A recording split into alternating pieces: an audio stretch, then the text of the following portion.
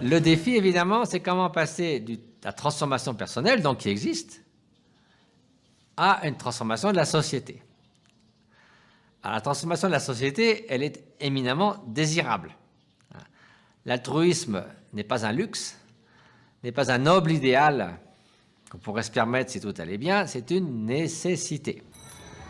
Aussi bien dans le monde de l'économie, il faut un minimum d'intégrité, de considération pour l'autre.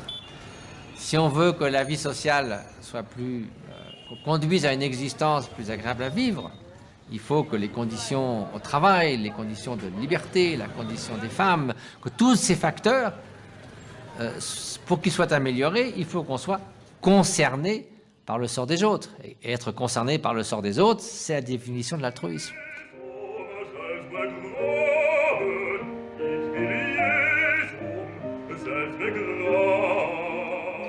Effectivement, j'ai été invité 3 fois au Forum économique mondial de Davos.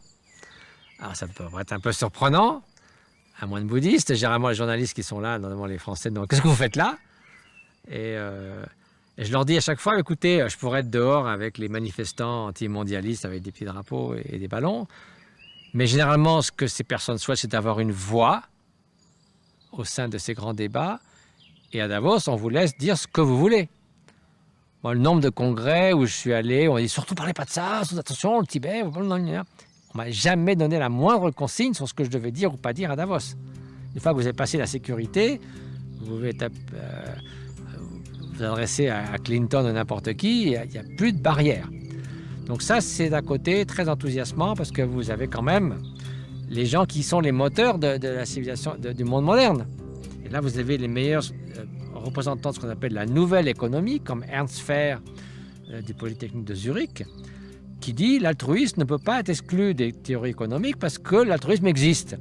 Alors que toutes les théories classiques de l'économie disaient l'économie n'est mue uniquement que par l'intérêt personnel, rien d'autre. L'altruisme n'a pas de place dans l'économie.